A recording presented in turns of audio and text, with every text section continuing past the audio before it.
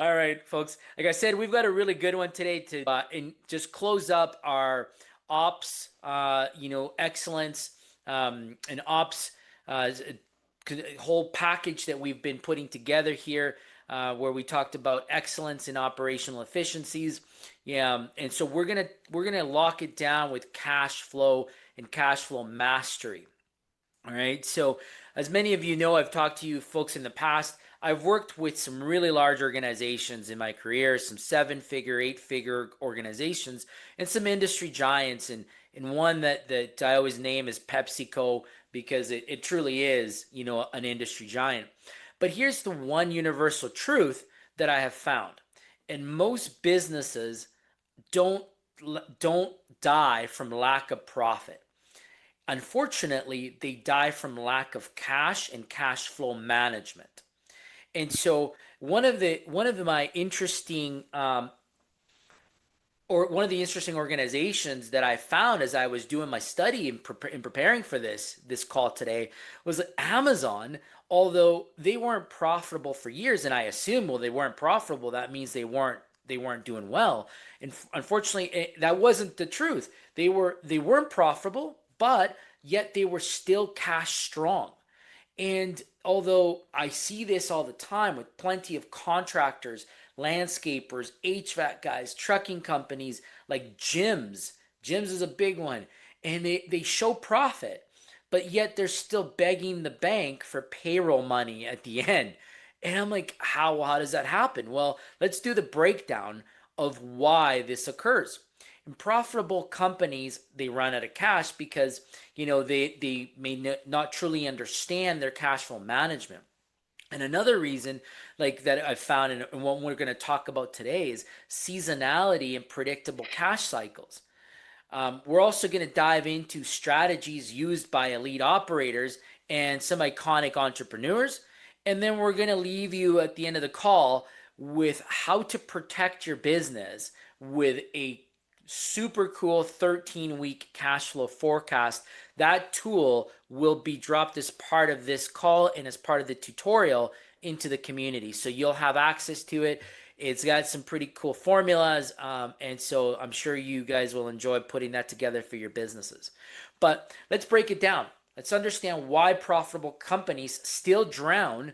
And that is like the profit is great. Profit is theory. Profit gets you to where you want to go in your goals. However, cash is the long-term survival.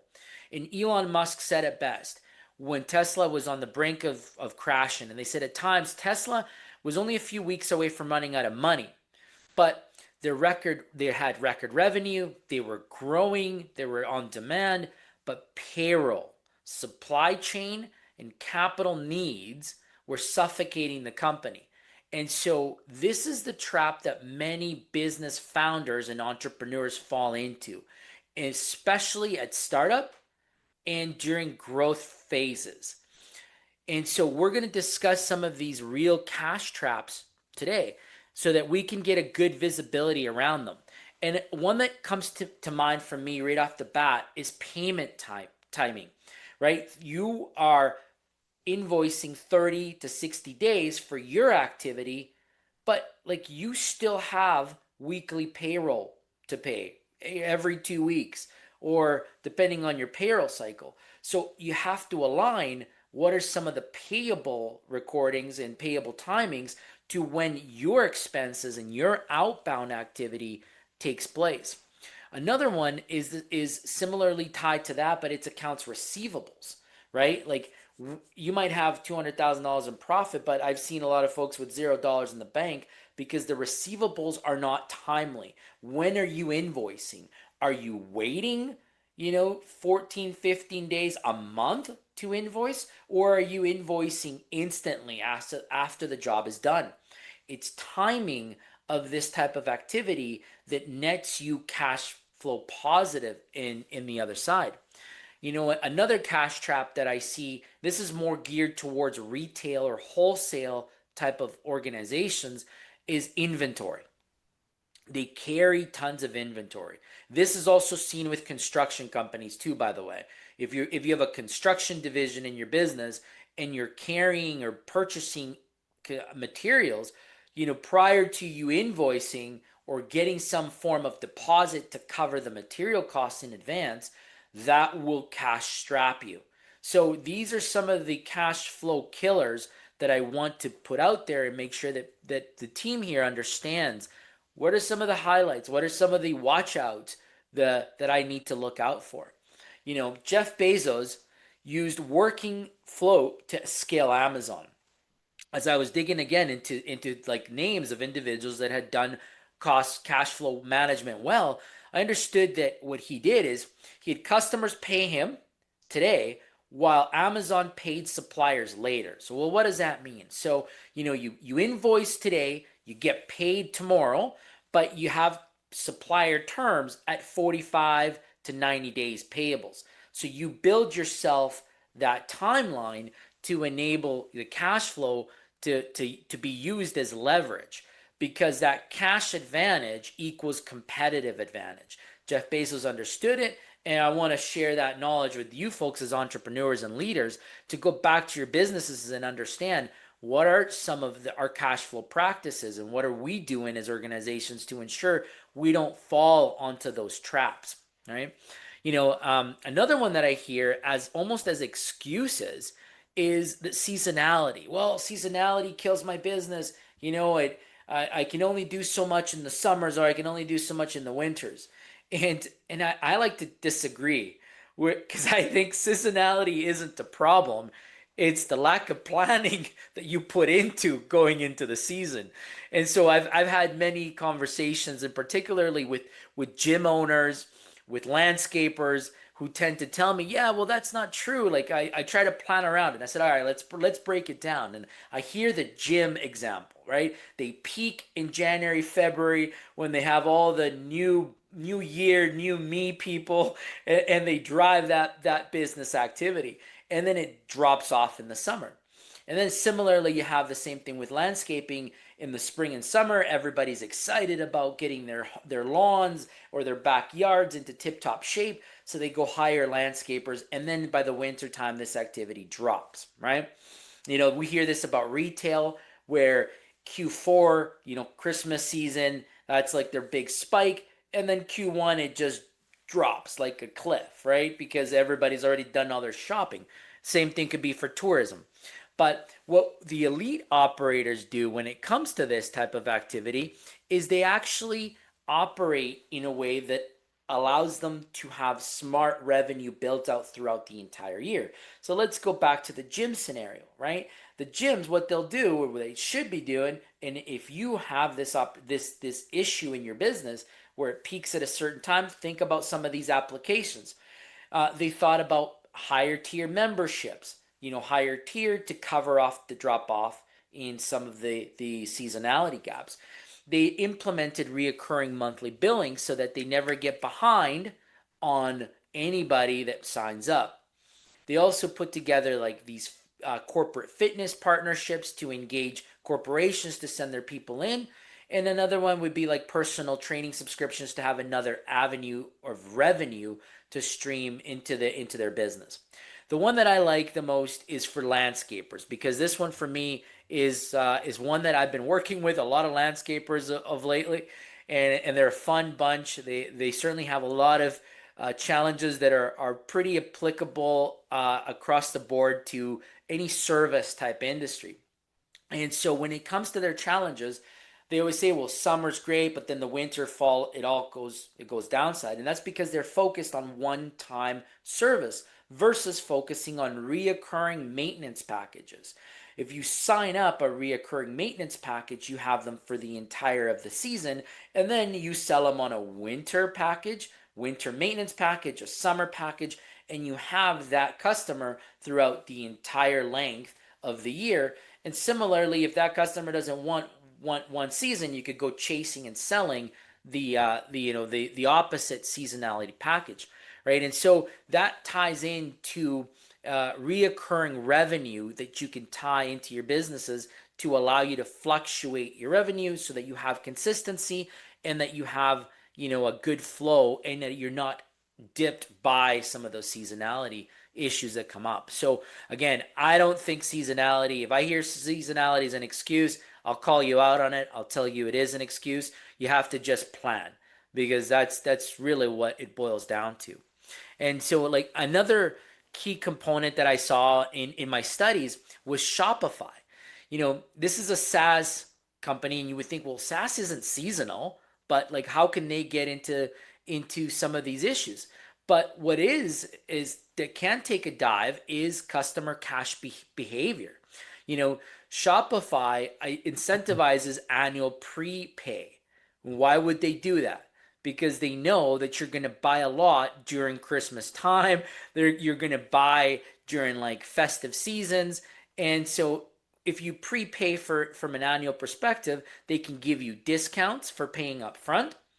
They understand their predictable cash runway because now they have this in place, and that allows them the opportunity to invest ahead for future revenue cycles and future materials that they need to purchase.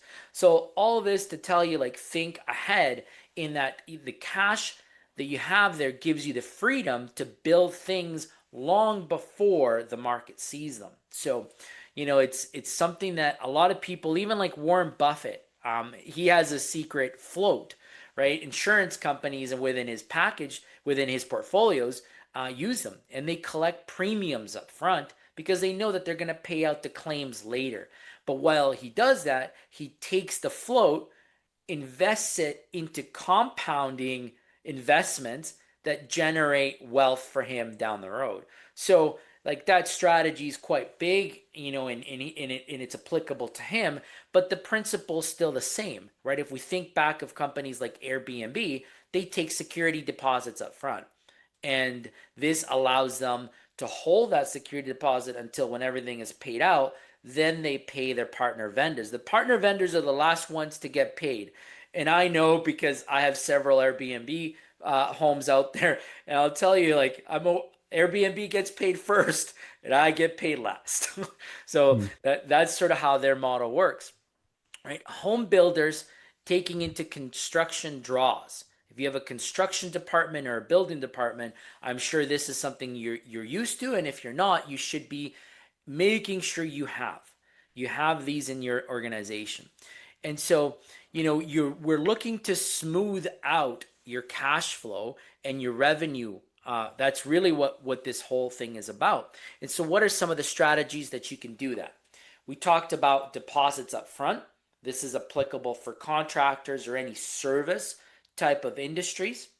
You could pre-build discounts, like we talked about that SaaS example at Shopify, or gyms where they they give you discounts if you pay in advance. Um, the one that I think is really sort of cool is the deferred service bundles. And this is offered by travel industries and hospitality industries. And then where they bundle you in for your airfare, your rental car, and the insurance package that comes with it, you buy it all in, they bundle you up, you get some cost savings. But all of this is to ensure that there is a cash flow element that is removed and provides an instant cash to those organizations that they're working with. One that I also believe is critical as you're starting out your business is payment automation. And this is really cool because it starts to ensure that there's no human delay.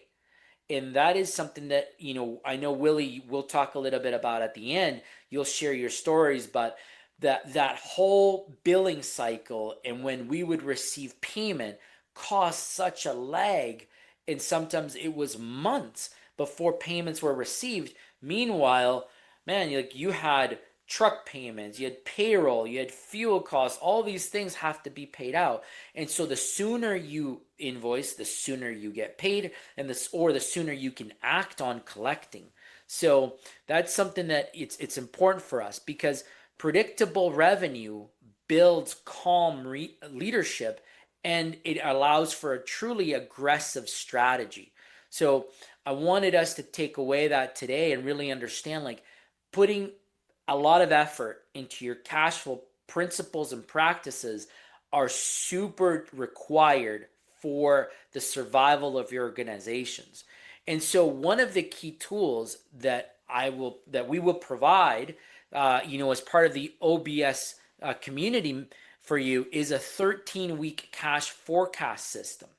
And this will make you think like a CFO and not like a hustler so that you're not spinning wheels out there, okay? This is going to give you some real information that you're going to have to populate, but if you use it correctly, this will give you a system that you have 90-day runway to detect problems early so that you can plan hiring and invest properly.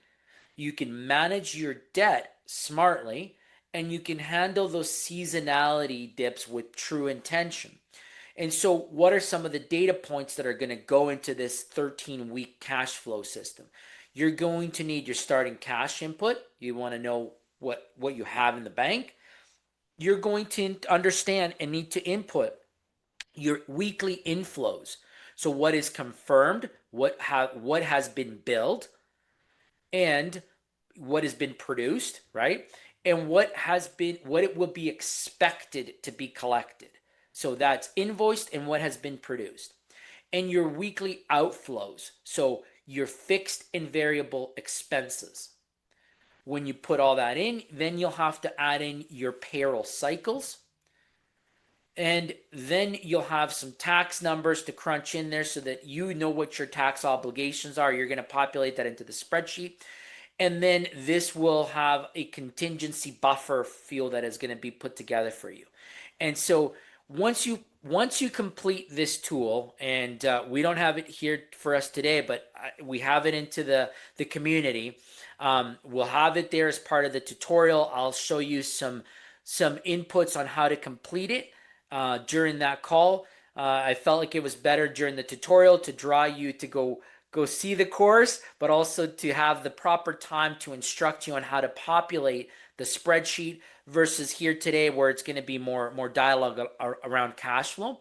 But what it'll give you is weekly rhythm, and so that you understand and you can forecast activity to minimize those unknowns and those exceptions that happen sometimes, because I hear it all the time, like, oh, I wasn't expecting to see that, that invoice now, and I wasn't expecting to have to pay that out today, or I wasn't expecting to see an invoice be this delayed, and now I'm in trouble, right? And so, like, those are the type of concepts that you can gain visibility on by applying this tool. And remember that, like, great companies don't check on cash flow, they manage it. So if you truly want to be great and you truly want to be a leader in this in your industry, you're going to want to get a clear focus on managing your cash flow activity. So we always talk about leaders' mindsets and how should we interpret some of the information here today. And I'll tell you, it has to be with discipline. Leadership is always about discipline, and cash flow management is no different than that. It's super critical that you understand this is not a one and done. This is going to be a one and forever. Like, you're going to do it repetitive. You're going to do it every day, every week, because it's the most important part of your business. It's what it's going to ultimately yield that profitability goals that you have. And so again, it's one of those ones that isn't sexy. No one claps. No one's sitting there giving you high fives because your cash flow is in great position, right? No one's doing that. There's no big dashboard that says your cash flow is winning. But at the same time, this is the one that separates those companies that can scale versus the ones that are stuck. And it's the one that gives you calmness versus chaos. And again, it's what makes a difference between a leader and an operator, right? Own your cash, because that's going to allow you to own your business to then in the future own your freedom. So, I hate it, and I don't want any of you to be out there ever saying, I couldn't make payroll because we ran out of cash. So the key today is to ensure that you understand the importance of cash flow principles and management. And so, Willie, I'll turn to you to maybe share a little bit about your experiences and how you've had to deal with the cash flow crisis, and what were some of your learnings and implementations that you put in place to help you overcome that. Yeah, for sure, Hector. It brings a lot of memories back when we talk about cash flow issues. It's something that was a huge issue in my business, especially when we were growing and not making profit. Then that was became a real issue. And I would say, like you talked about the invoicing. Well, we were yeah, when we didn't have the process in place of getting our paperwork quickly to the office and invoicing it, where we set it up where we would invoice daily, and everything that happened yesterday had to be invoiced the next day. And so that changed a lot, just by getting those invoices out, because before that, we a lot of times had hauled loads that weren't invoiced for 20 days later. Right. And yeah, just not a clear process in place, and not something that was focused on getting done.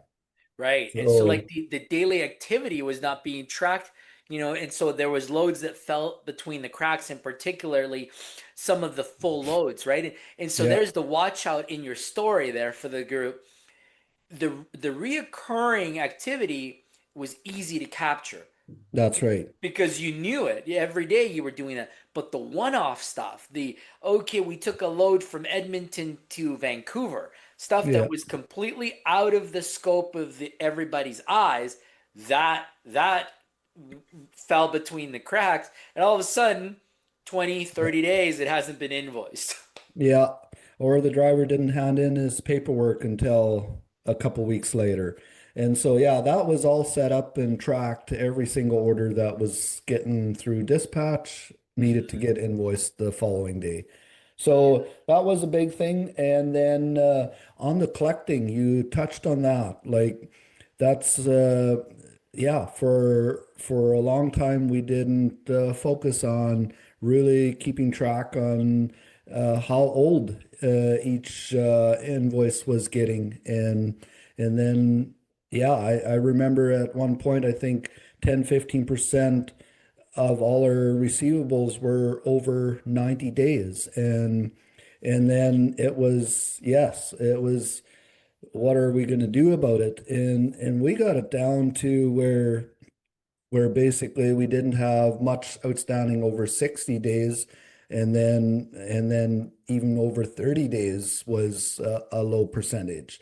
That's And so right. we would track that percentage every month, where our receivables are sitting at, how old are our receivables. So I that's another one I would set up in any business, to track those receivable You'll reports. want to make sure that you have, as a threshold, and this is where a lot of people make mistakes, is they believe that after 60 days they start to action it. And Hmm. and they're like, well, it's at 60 days, so now I should start calling. Wrong, because if you make your first call at 60 days, you won't get paid until like 120 days. Yeah. So, like, start calling at 15 days. You're 15 days late. Like, you're already late at 15 days. So there's nothing stopping you from actioning it then. Yeah, and that's the other thing I was going to mention.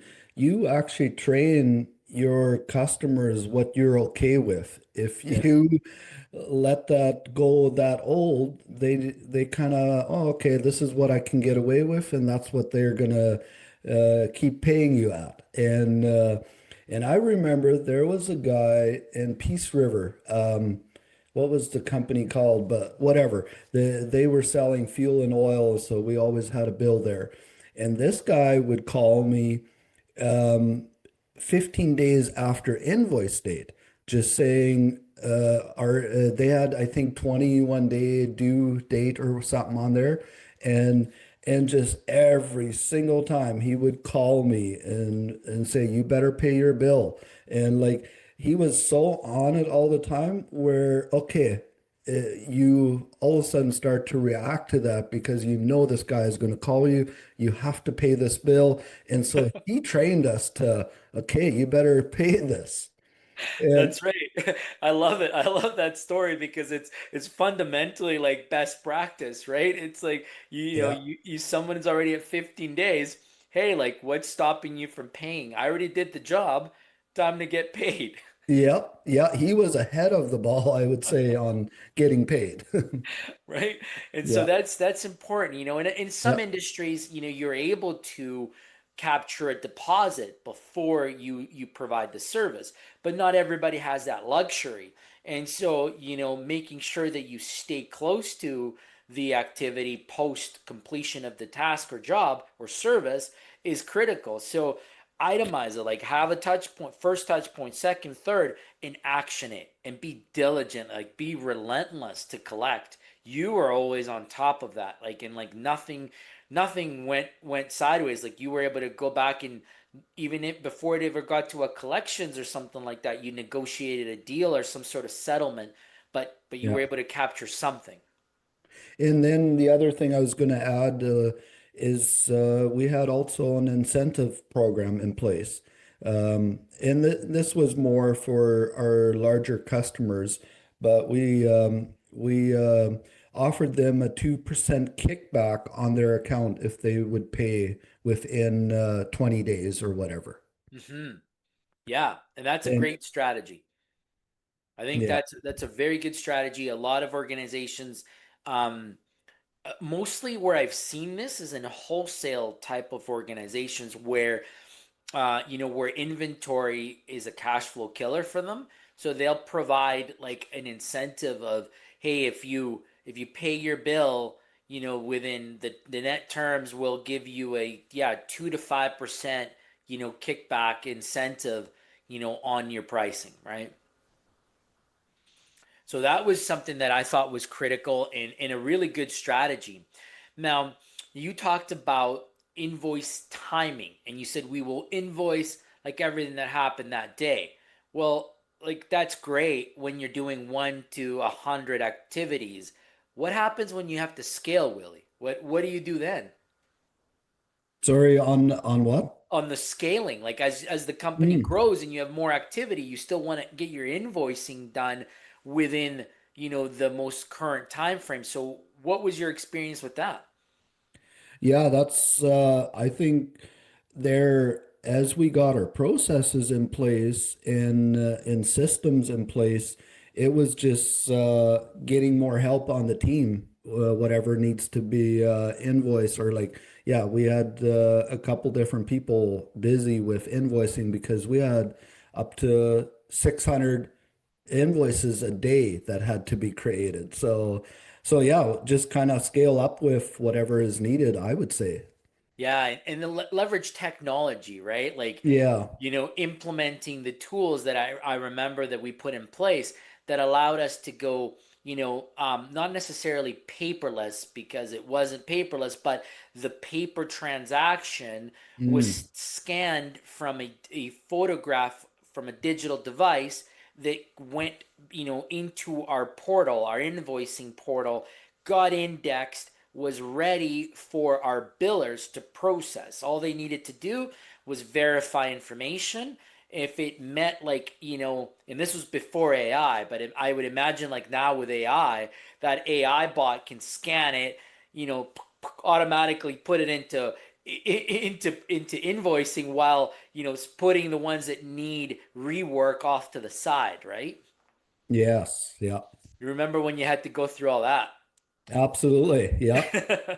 Yeah. And that's yeah, systems are so important to find the right tools and systems for your business. That's I think an ongoing challenge for so many businesses, but once that is in place and working properly can save you and make you a lot of money.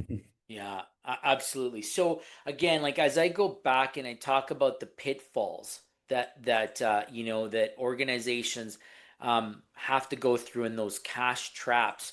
My caution is for those startups, because when you're beginning, you aren't clear about your processes and how you should put them in place. So taking away today, understanding your AR principles, when to collect, how to understand your receivables, and then your payables at the same time is having your terms put in place so that you can allow yourself a gap between when you get paid to when you have to pay your vendors, and leveraging that time to gain you that leverage. So that's important. The second time of when you're going to feel that is when you're scaling and when you're growing. And you started with that, Willie. You said, "Oh, I remember when we got the busiest, this is when it became even more challenging for us." Because you had investments, right? You had to buy more assets, you had more people that came in. Although you had gained more business, all the asset expenses and the people expenses came first before you got paid from the activity that you were going to be doing. So, learning how do you balance that is sometimes really important as you go to scale. You know, don't bring all the bodies in because the job tells you require 10 people. Don't go hire 10 right away. Mm.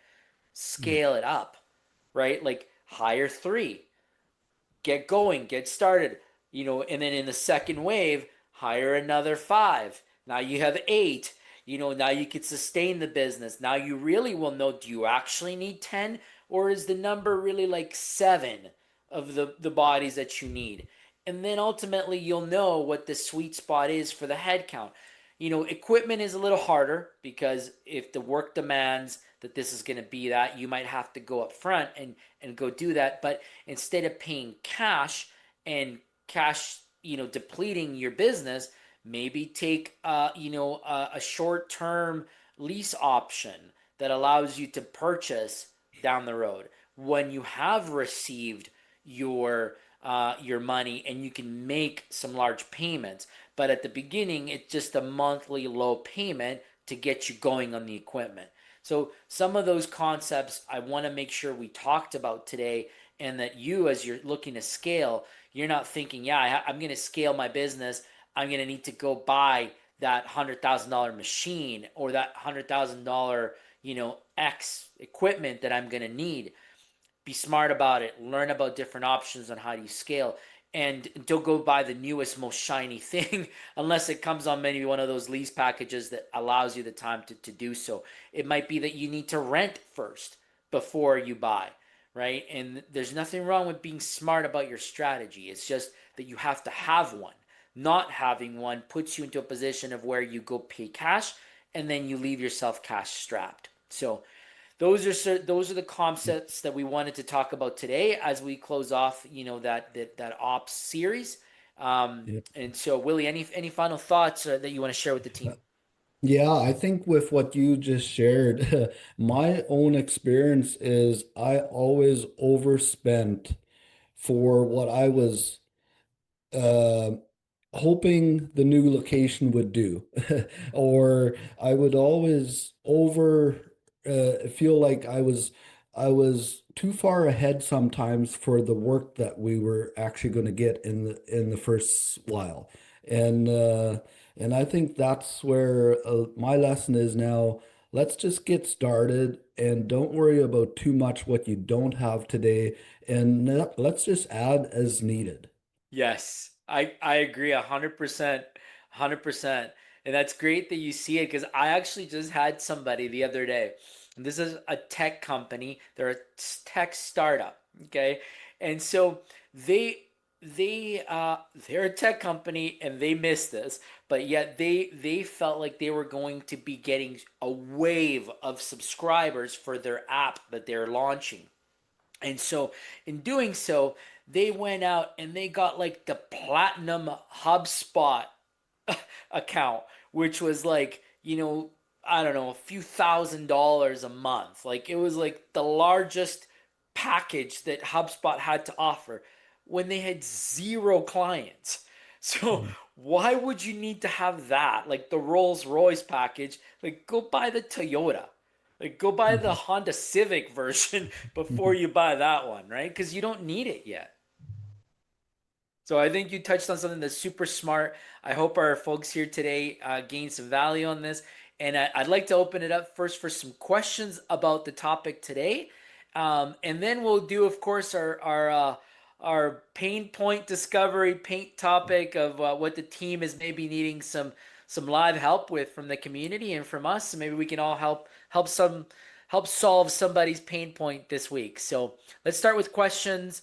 Maybe we'll go with Tyler first here on the question side. I don't really have a question. Do you have any comments, I any have some takeaways? experiences with cash flow pain for sure. Yeah. Um, but no, I thought the lesson was really good. I Did it mean, if resonate? Like, did yeah, this for hit on sure. some of the stuff that you may have seen in the Oh past? yeah, oh yeah, yeah, yeah. You feel it in the side. But no, it's always on because I mean I look at it like how much time do I got to make decisions to I kind of buy time. If I figure out how much time I have based on what we're spending daily basically on things. So, but it's not perfect by no means. No, that's okay. So It's yeah. always, it's fluid, right? Cash flow Yeah. management is not it's not simple. It is Mm, fluid. It's something that you have to, constantly watch, and you constantly have to be able to have eyes on and monitor and react to, because unfortunately we get hit by surprises and customers drop off. Otherwise, you onboard, and then you're pivoting to adjust to those type of activities. mhm. Yeah, Yeah. exactly. No, that's good. Well, So let's think about maybe what a pain point for later on, Tyler. So we'll come back to you. All right, I'm gonna go just across my sort of board here. I'll go to Mike. See, Mike, if you have any questions or comments. No questions. You're talking about very similar things we do already, at Wheeler. We use our service side. They get paid, well, it's service. So our technicians they charge the client when finished the project at the house. It's billed and paid right there. So Very everything good. that flows super good. Yeah. Um, in our other departments, our commercial department, we bill on the 22nd of every month. We sit with our CFO. We go with how much we spent that month between labor and equipment materials. Okay. And then we put 5% onto that. And we bill that out every month. And then they usually pay us within 30 days, which it's been pretty good. We haven't had too many troubles with the commercial side. Oh, good. And Good. then our residential works very, very similar. Oh, We invoice at the end of the month, and then yeah, and when we get paid, but we always tell our guys, just remember, because we invoice on the 20th. So anything from the 20th to the end of the month to the 30th, that 10 days, try not to purchase much of anything, because we have a lap there that we got to wait for, right?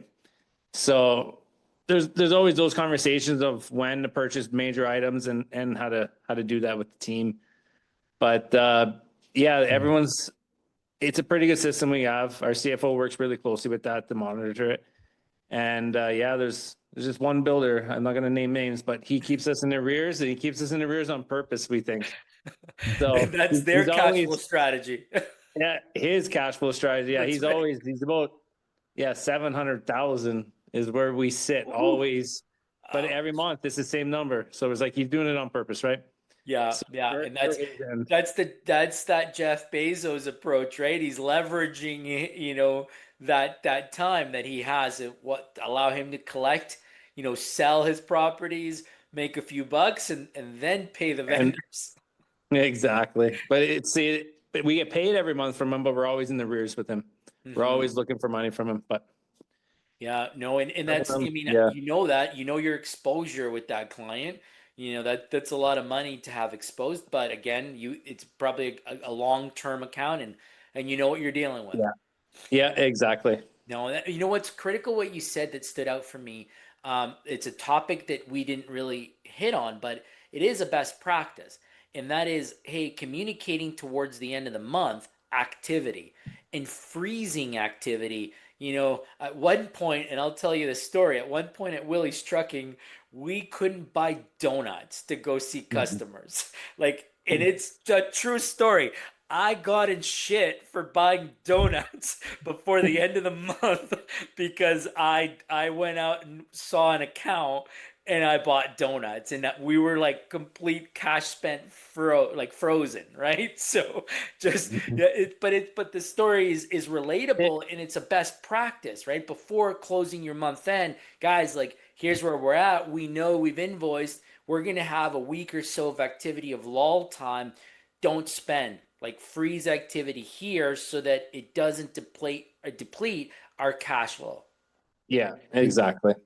Yeah. Just to maybe think about Mike there for that customer that doesn't pay. That's how we came up with this kickback idea where we had a customer always paying 90 days and then we offered this 2% kickback if they would pay at least in 30 days.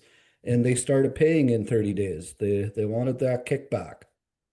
Yeah, it's something we could look at.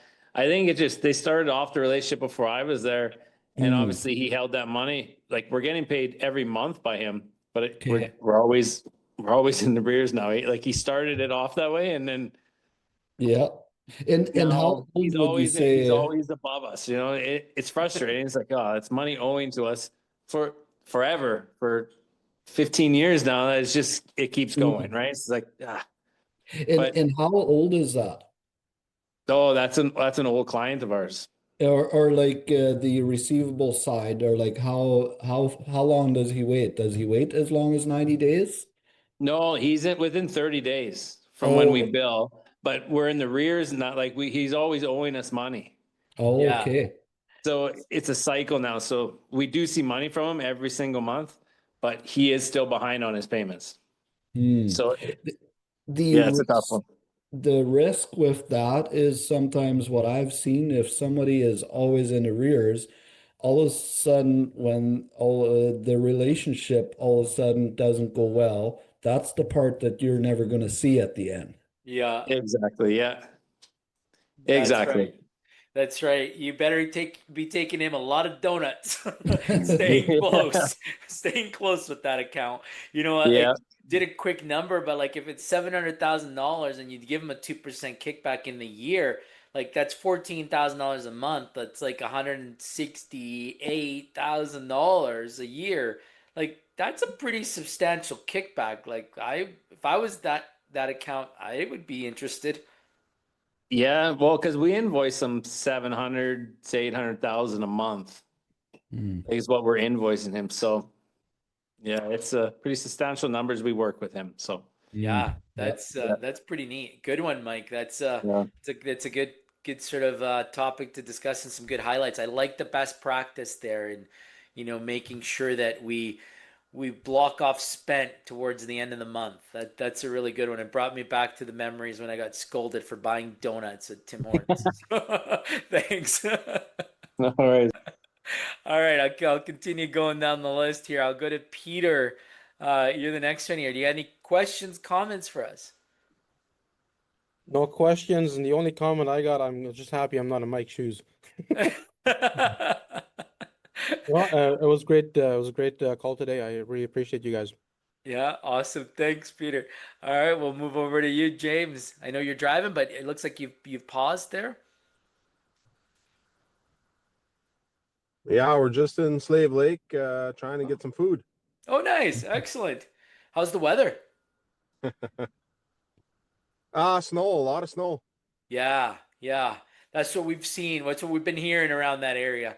We've had a few trucks already getting into some Yeah. trouble. Okay, we're on our way to Edmonton, so yeah, it's we'll see where it'll stop. But it's not snowing now, but they definitely got a lot of snow on the ground. They do now, eh? Wow. We're here. It's winter Yeah, time. yeah, It's crunch time. So, what yeah, exactly. questions or comments on our topic today around cash flow? How does that resonate with you in your business at Apex Overhead Doors? Well, I think cash flow for a lot of businesses is a real struggle, especially if you're in the expanding, growing phase. It just takes a lot of money up front before you start generating more money. That's definitely one of the things. But I would say one of the biggest things that has improved our receivables is I used to do all the invoicing myself, so I would do it once a month. Hmm. Now with the admin girl we have, she does invoicing, anything that we can close. The invoicing gets done every day. Every day. And so all the invoices that are marked complete every day get invoiced. And that has really helped us with receivables. Like we have, yeah, it's day and night different since when I was just doing it monthly.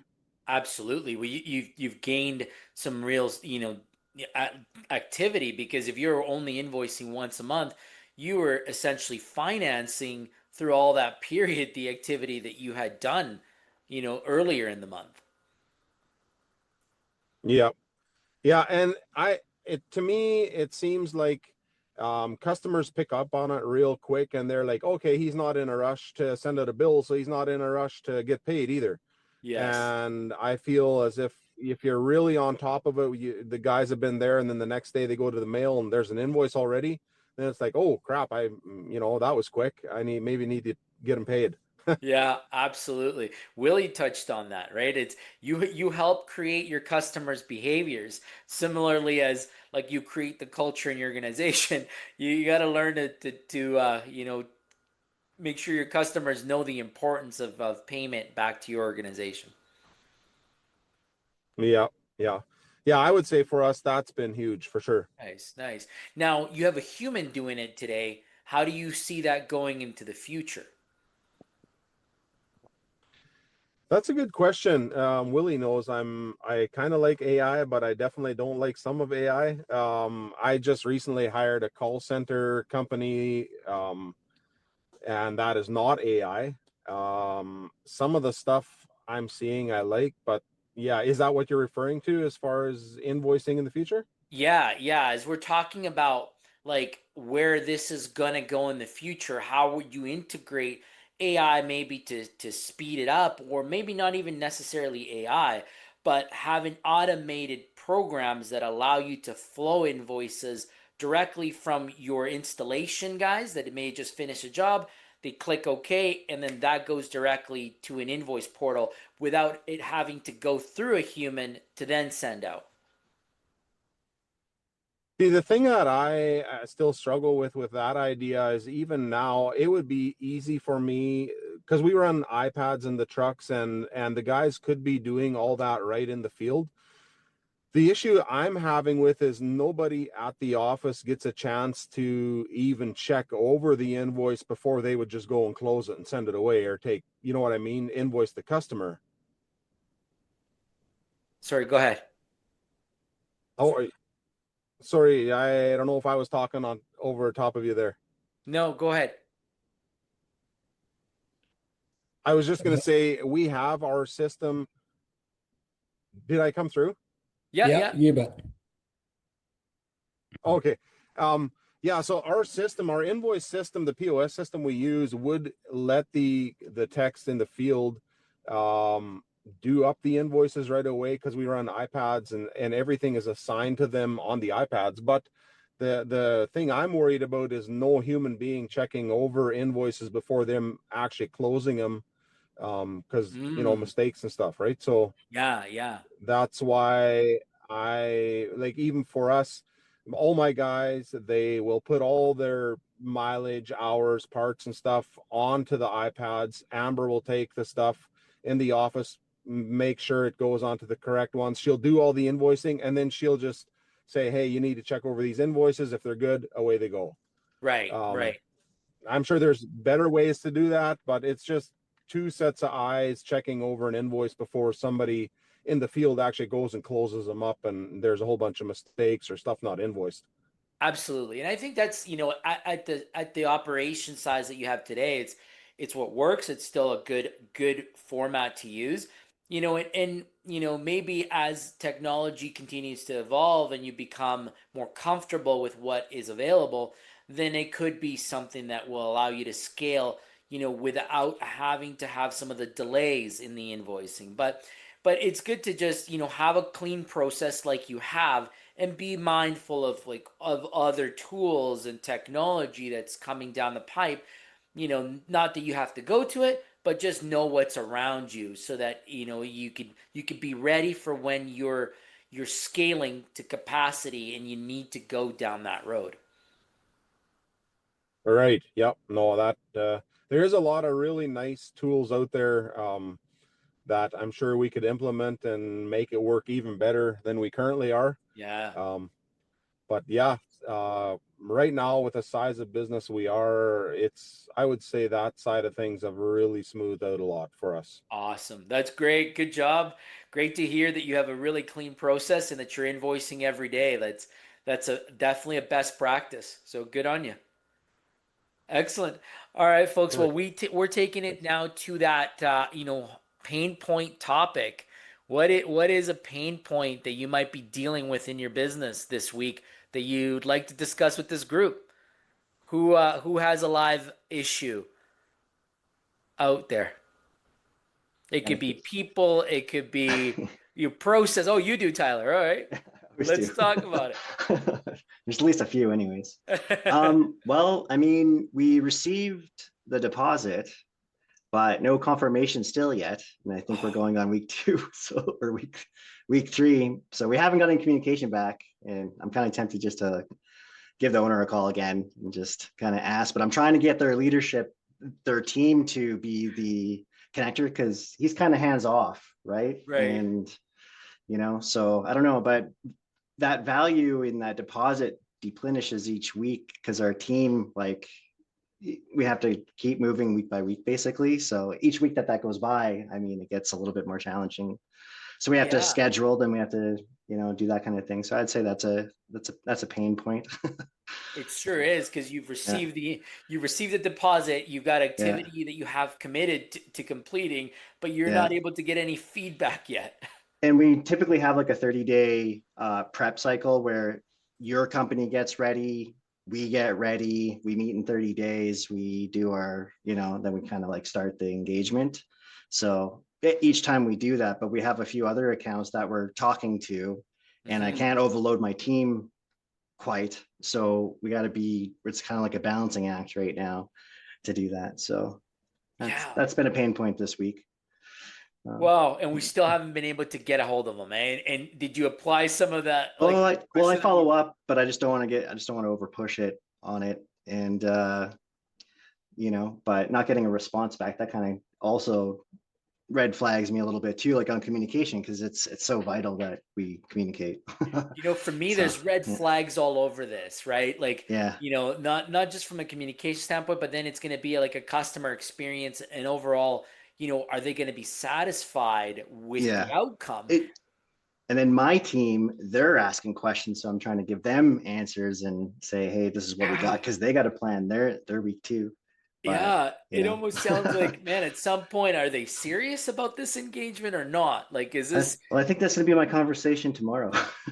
right? is It's is sounding like that. Like, for Yeah, me, it's almost yeah. borderline. Like, are you serious, or do you like, because you've already spent the deposit, we've got it spent on these man hours, Hmm. critical junction point here. We move forward, we need involvement, because if you Hmm. don't get involved, we can't move forward. This is where Yeah. it's going to end. Right? Like, that's how I see it. I Hmm. wouldn't want you to continue to spin wheels, produce something that is going to get backlash and it's not going to, meet the expectations, and you're going to spend more of your own money than trying to correct those expectations. Yeah. Yeah. Exactly.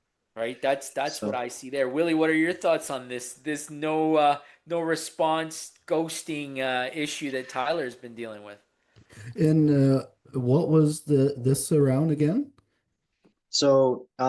we actually had quite a few weeks before we got the deposit, so they've been kind of late on that. Then they made the deposit, so all good. But now we're going into like week 2, going into week 3 next week, where we still don't have a start date. So I keep trying to set the date and get feedback on if this is going to be good, so we can plan people, right? Hmm. But try not to bring the owner in because I'm trying to work with their management team to be responsive, but we're not really getting that responsiveness. And have So you see, only see, emailed or sorry? yeah, well, I've emailed the managers, but I've followed up with a call to the owner, which turned out to be really great. And I'll gung ho and I'll make phone calls to the team and see, but I don't really want to be that guy either. So, Hmm. you know, I don't know. I think tomorrow needs to be a call to the owner. Yeah, I Yeah. think instead of emailing, I would probably follow up with another call and just say, man, we need to kind of know what the start date will be, and so we can plan our side, right? Yep, exactly. Yeah. So Yeah. Yeah, I'd be escalating it now, like for sure as a last attempt. Everybody on that organization gets an email from from a senior leadership standpoint. Someone's got to know. it makes you want to keep adding people to the email string when you're kind of asking for Hmm. feedback, but Yeah. you know. Yeah, definitely the owner should be getting an email by now Mhm. and a phone call. Yeah. That's my pain point. Yeah, that's So, a good one. It's a live one, and it's one that I hope you resolve this week, Tyler. It's good. All right. Well, that brings us right up to 6 p.m. Want to thank everybody again for joining us here at the Inner Circle and in the community. Willie, is there any final thoughts here? Yeah, no, I think nothing else other than we're still working on developing more courses, and I'm excited about the courses that Hector's going to record here yet in the near future. Yeah, they'll be dropping in soon. In the community every week. Lauren puts them in on Fridays, so look out for those. As well as the Zoom recordings always go live on Fridays, and the podcast audio of our call goes into Spotify and Apple Music on Fridays. So lots of activity on Fridays. We put a couple new forums into the community as well. One is like wins or celebration type of shout outs for Fridays. And then on Tuesdays, we'd like to talk a little bit about what's happening. What are some of the stuff that you may be dealing with out there during the week that maybe the community members, there's a lot more community members out there that might be able to share that don't attend the calls, but they may be able to interact with your questions. So look out for those posts that Lauren is putting into the community. All right. Well, we'll leave it there, folks. Enjoy your Thursday evening and have a good night. Thanks for joining us. Thank you. Thanks. Bye.